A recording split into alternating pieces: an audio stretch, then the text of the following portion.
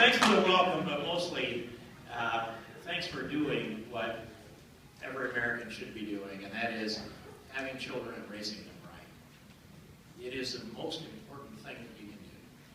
And of all of the public policy that I've churned through over the years in the Iowa Senate, my time in the United States Congress, and I think, what are the barriers that we run into?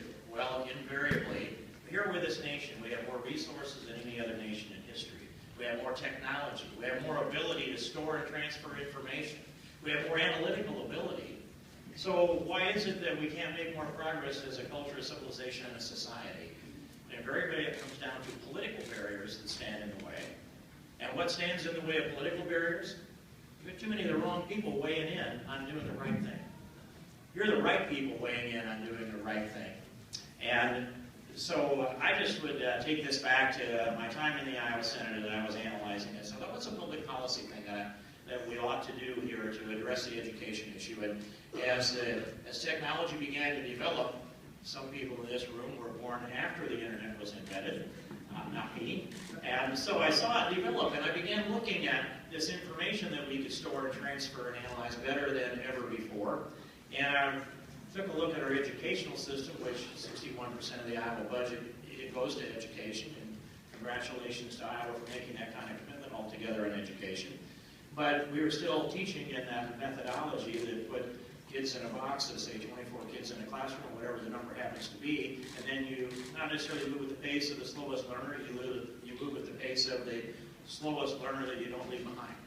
And it doesn't recognize the multiple ways that youth can learn, that anybody can learn. And so I introduced legislation that I was successful with to partway, but not all the way, to identify a distance learning coordinator for the state of Iowa so that we could provide incentives and certify curriculum to provide incentives so that educators can write that software, post it on the internet, and be able to copyright that curriculum and draw down some royalties and take the resources and roll them back in. A free enterprise idea about curriculum. And it ran into that barrier of those folks that want anything but competition in the educational system. That's the public school system.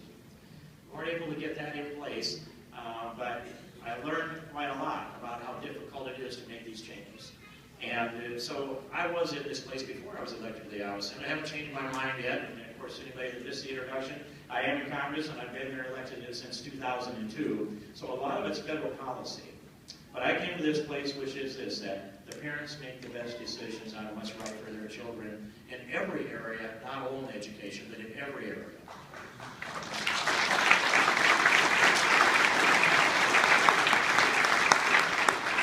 And as far as government is concerned, the closer to the people the decision can be made, the better the decision is. So this is all really consistent with a conservative philosophy. But if you say to parents, get your children an education, that's your responsibility, it's your duty, then parents will do that. Almost all of them will do that.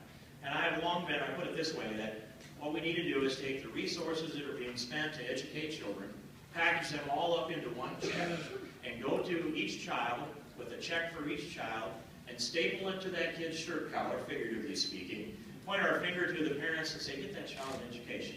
That's your responsibility to do that. Here are the resources. You're going to commit them in a better way than government can commit them, whether it's the state or whether it's the federal government. That's the best way to address this. Now, at the federal level, when the federal level got involved in K-12 education, that made most people in this room uneasy, and it should have. That was No Child Left Behind. And the trouble I had was not for Iowa students. They were learning at a fast pace, and they were outpacing most of the rest of the country, but not to our satisfaction, which is why they were doing as good as they were. I felt badly, though, for the kids in Arkansas and Mississippi. Remember when Bill Clinton ran for office and they looked at the educational system he had in Arkansas and they said, thank God for Mississippi, because they were 50th and Arkansas was 49. And so those kids need some help, but it needs to be fixed within those states. Instead, we turned over part of the education of our K-12 students to the federal government and No Child Left Behind. Barack Obama came along and decided, well, even though that was Teddy Kennedy's proposal, he was there at the bill signing ceremony with George W. Bush, that he needed his own program, and so he essentially wavered away unconstitutionally No Child Left Behind. Whatever you think of it, the Constitution ought to trump a presidential waiver. And that's something you'll teach at home to your kids.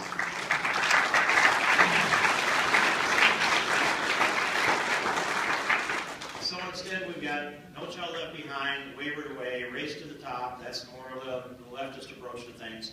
And Common Core, not anything that's been produced by the vote out by and for the people, but something produced by departments that were created to be arms of government.